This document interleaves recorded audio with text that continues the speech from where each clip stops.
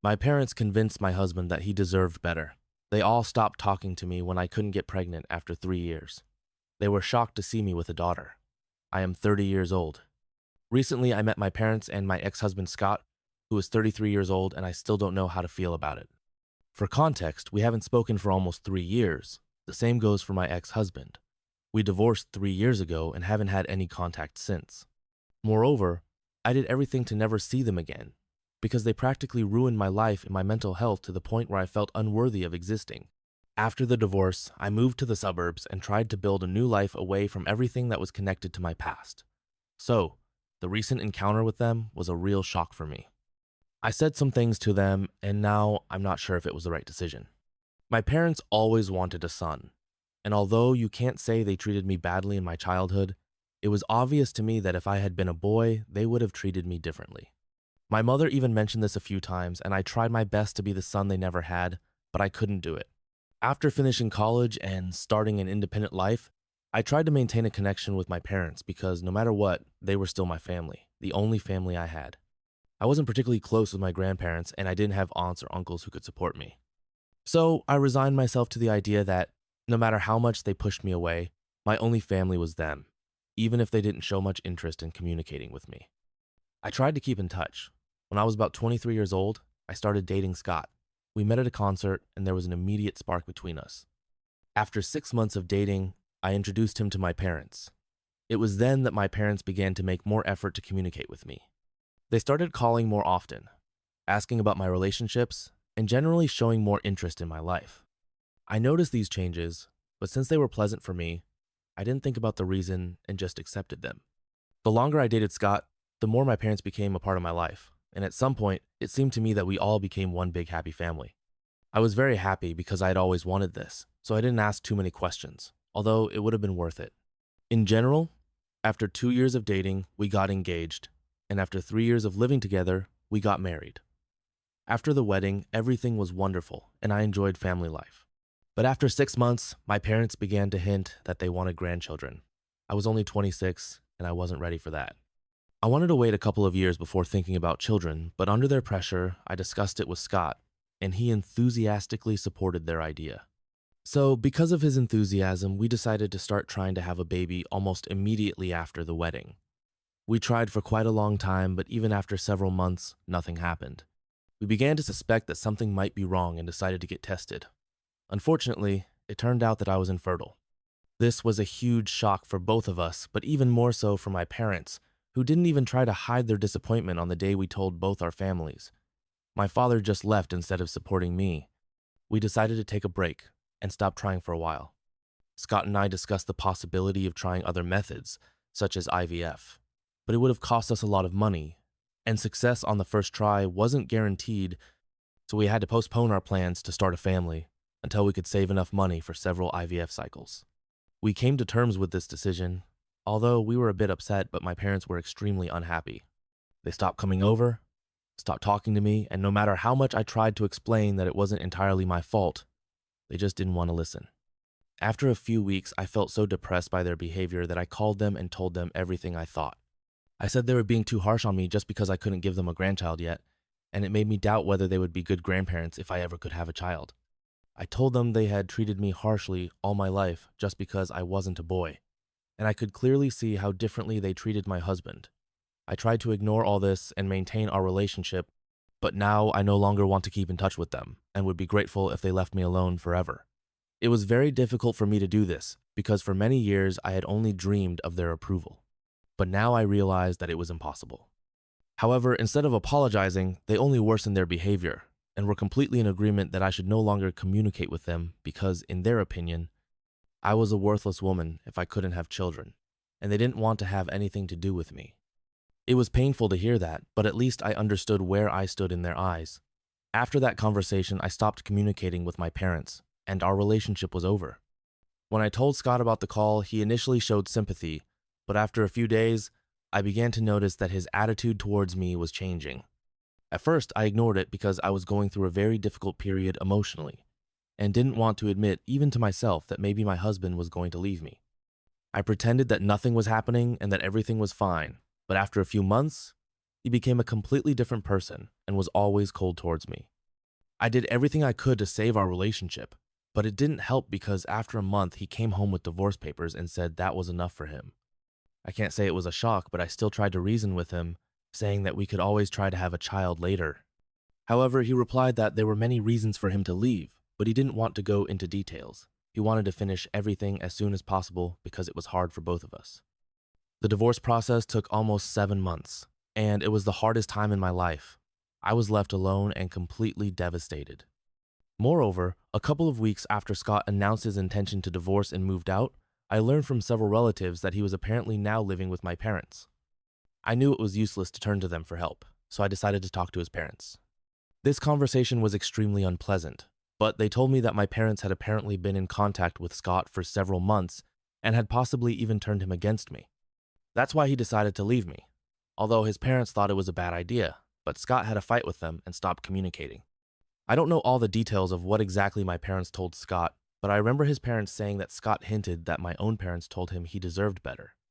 I still don't know exactly what they told him, but apparently they were so desperate to have a son that they decided to take him under their wing and convinced him to leave me.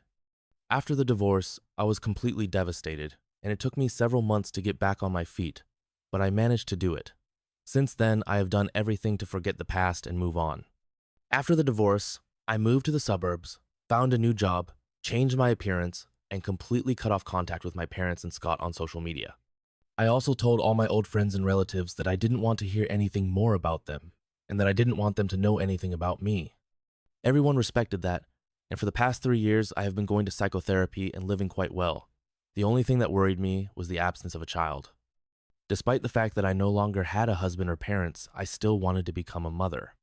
I felt ready for this, and last year I underwent IVF and became pregnant. When I was on my street, I saw my parents and Scott. At first, I thought they had come to see me, but then I realized they were coming out of a house a couple of blocks from mine. When they noticed me, I literally froze in place. I should have gone straight home, but I just couldn't move.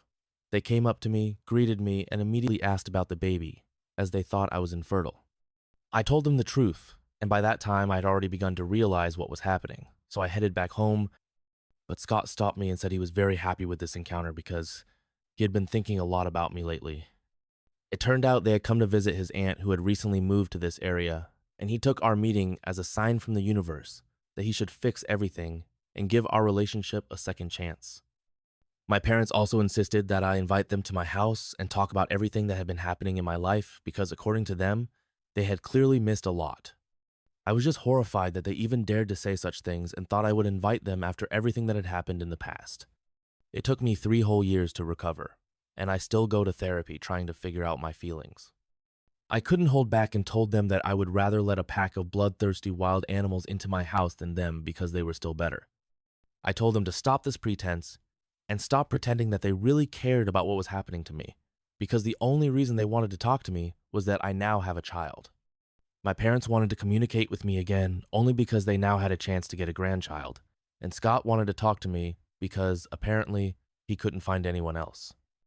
He decided that since I managed to get pregnant once, then the next time it wouldn't be a problem either, and he could just re-enter my life. I was horrified that all I was to them was a vessel for having children, not a real person with real feelings.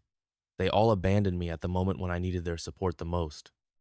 I expected betrayal from my parents because they had been giving me hints since childhood that they would have preferred a boy. And in their eyes, the only value of a woman was whether she was capable of being a mother. But the real shock for me was that Scott stabbed me in the back. Despite this, he still agreed with what my parents had agreed upon for some perverted reason and left me at the hardest moment. I remembered all the cruel words my parents had once said to me and just repeated them to them since I was a worthless woman and Scott deserved better, then maybe they should just leave me alone.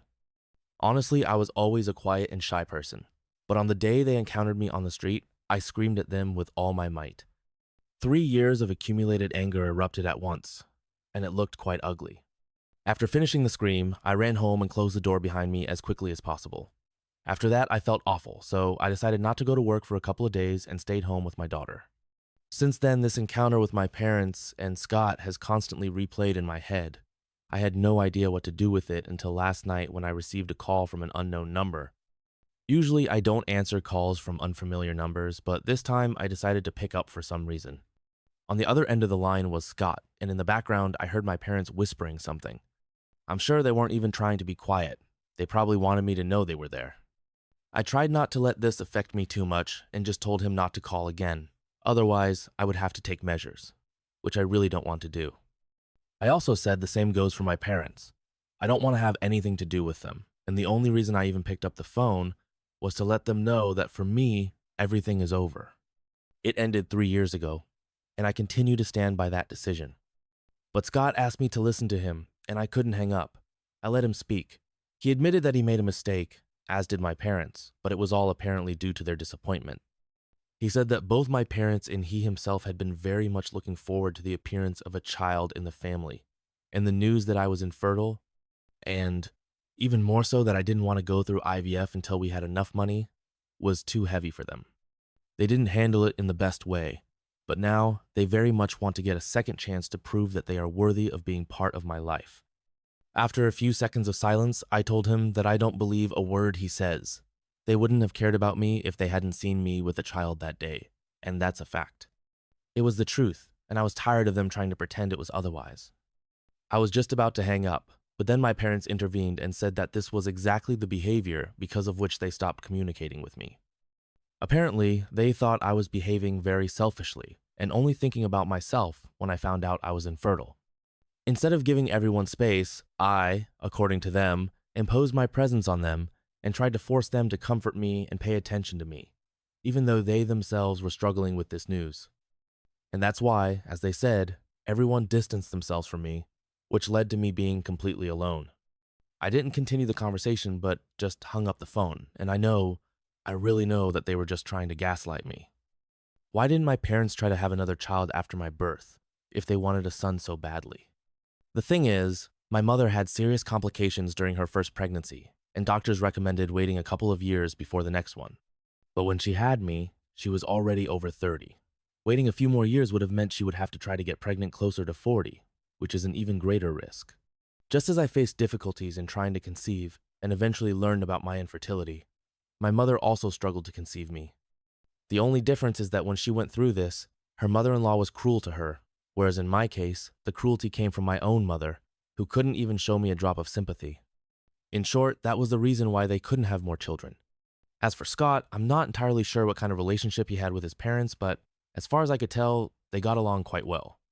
At the moment, I don't know if he was able to reconcile with them after the last argument, as I don't maintain contact with his parents and, of course, haven't spoken to Scott himself. But Scott was the only child in the family. He definitely had no competition, and every time I visited his parents, I saw that they really loved him and always treated him well. So I really don't understand why he became so attached to my parents. With my parents, it was more or less understandable. They wanted a son, and that's why they started treating Scott that way. But why he agreed to it, I don't know. The last 3 years, I have only tried to forget about all this, so I haven't thought about it much or asked questions.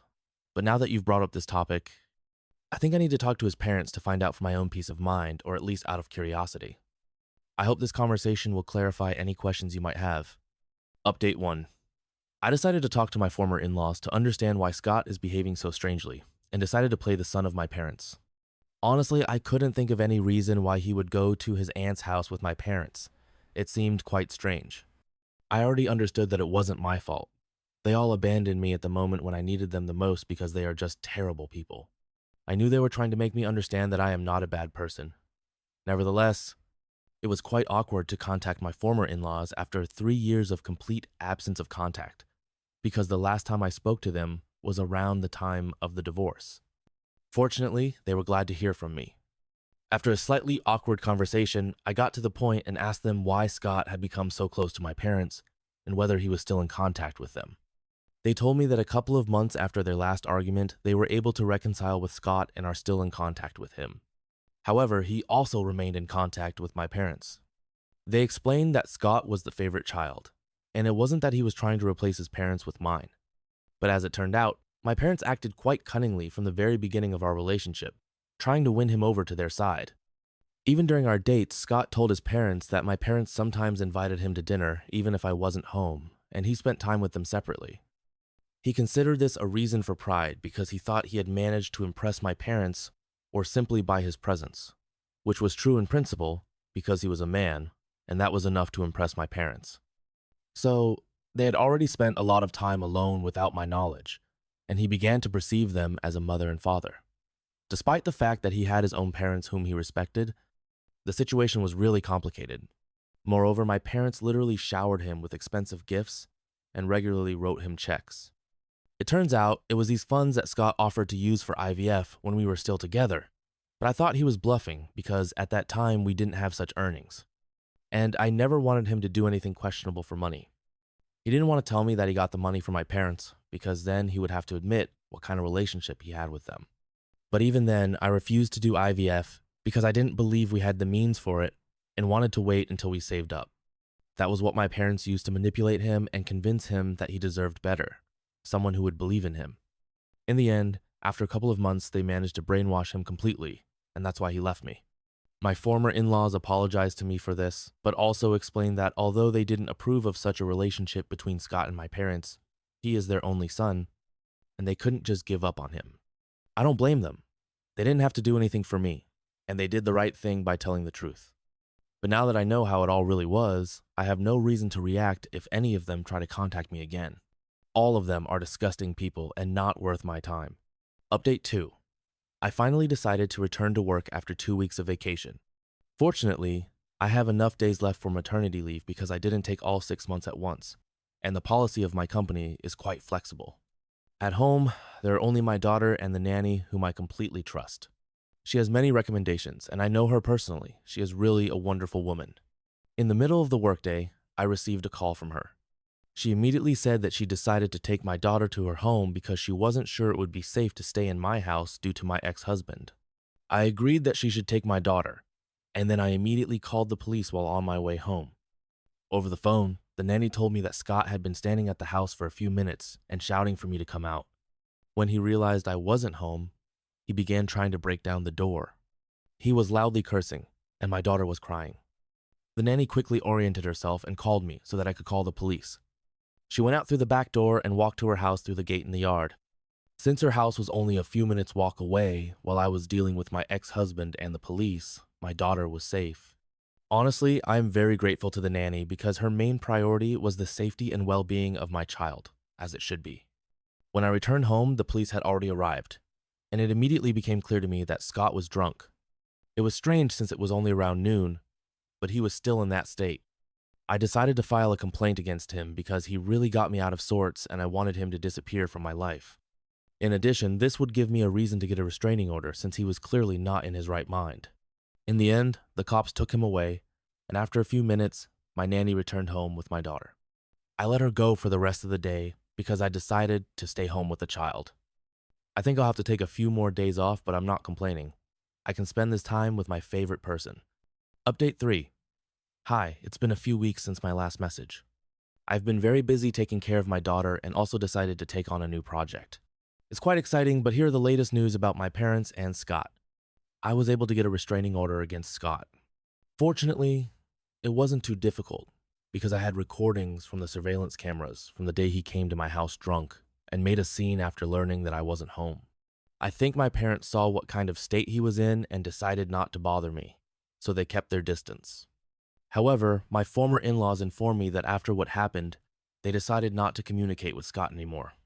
Apparently, he was having difficulty finding another woman. Although he really wanted to start a family, without a partner, he couldn't do it, and the idea of adoption didn't appeal to him. Perhaps this explains his behavior that day, but that doesn't mean I should forgive him, especially after everything he put me through. The same goes for my parents. This doesn't mean they have calmed down. They are still trying to smear me in front of relatives, and it's just pathetic because they are getting nowhere. Everyone knows how they treated me, and now they are trying to play the victim, but it just doesn't work, and they had to learn that through bitter experience. I am glad that they will never be able to see their granddaughter. I just won't allow it. We with my daughter will lead a wonderful life without their interference, and I will definitely become a much better parent than my mother and father. As always, I ask you to write your opinion in the comments about this whole story. My opinion about the story is that the problem is too much exaggerated. There is nothing supernatural here. I think that each of us has at least 1 or 2 people who have done such things. Abandoning a wife is definitely not worth it, and being led by the parents' free money is also not good. Well, the parents. It's clear there's nothing to talk about. The author's parents, of course. In general, thanks for watching this video to the end. Watch our previous video, which you will see here, and good luck.